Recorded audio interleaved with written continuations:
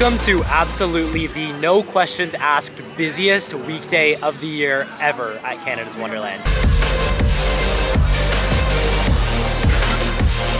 But that's not the topic for today's video. Instead, we're gonna be talking about if it's still worth it for you to come visit Canada's Wonderland if you're not gonna ride any of the big and crazy roller coasters they have here. Right now, Leviathan has over an hour wait, which I don't understand at all. But there was a time where I wasn't just so willing to walk up to these rides and hop on.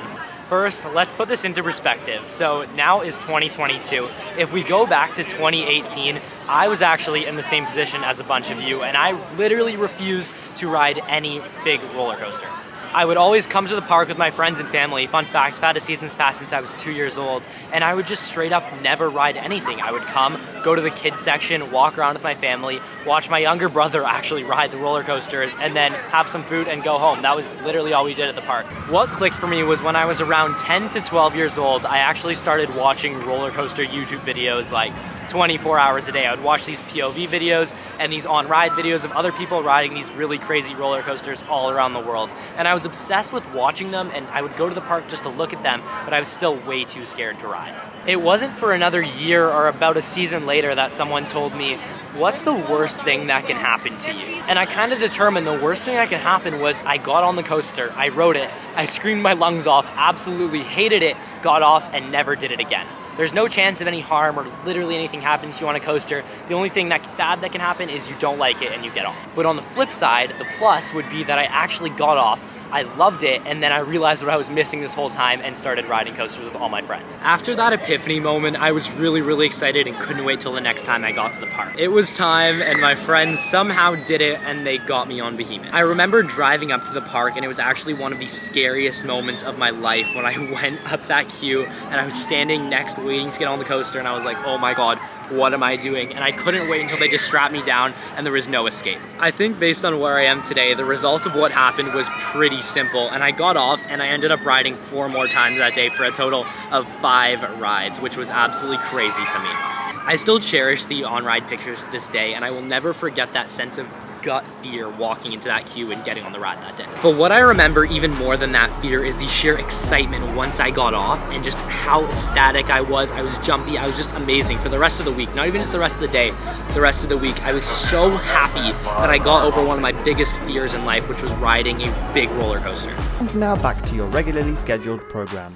We wanted to get a few rides in before having lunch, but that would mean a few hours of waiting in line, so we were hungry and had to suck up the wait times. I ended up stopping the timer right as we got the food, and look at this.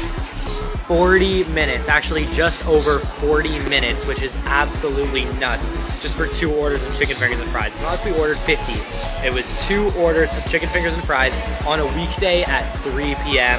40 minutes. No, that's not okay. If you're not yet ready to fully adopt that mindset and check out the big 3 coasters, you can hit up some of the smaller ones. Like right behind me is the Fly. This is one I definitely got comfortable with before I ended up stepping up to go on Behemoth. It's cool because there's not a massive drop, it's sort of mid-tier, and it's a level up from going on Ghoster Coaster and those smaller ones.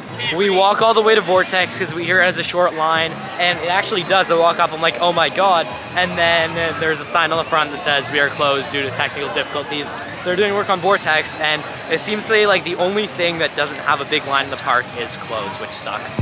There are tons of amazing shows around the park, and whether or not you're riding roller coasters, it's a great thing to check out. Shows like the Ultimate Thrills Circus, Victoria Falls High Divers, or Tundra, which just started yesterday, are truly amazing and something you just gotta check out when you're at the park. There are new ones starting all the time, so make sure to stay updated on the Canada's Wonderland website for showtimes. The new restaurant looks like it's definitely coming along. Again, it's a weekday, so there's a ton of people working there today, and they added this really cool new wood paneling all the way down the front, and it's really going with that cabin, cottage, rustic vibe, and it's looking super good, and I'm so excited. It's gonna be a massive addition to Frontier Canada.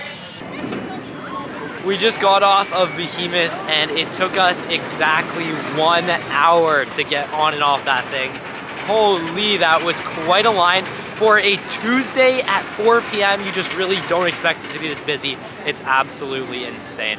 From the top of Behemoth, we did get quite a good view, and actually every single ride in the park has a crazy line right now. Sledgehammer right behind me, Yukon, Leviathan, everything is just out of the queues and pouring into the midways. It's crazy today. Another thing you could do at Canada's Wonderland if you get a meal plan is eat a ton of food for free. I know it sounds bad, but honestly what I would do a ton of the time when I was there with people and didn't want to ride roller coasters is I would eat the amazing food. A lot of people perceive Wonderland as one of the worst parks for food, and yeah, there are some trash options, but if you look for the right ones, you can totally find them, and I detail those all in a separate video, which you can click in the iCard right now. That's gonna end this insanely busy weekday at Canada's Wonderland. It's only 4:50 and we're leaving. We just can't handle the lines anymore.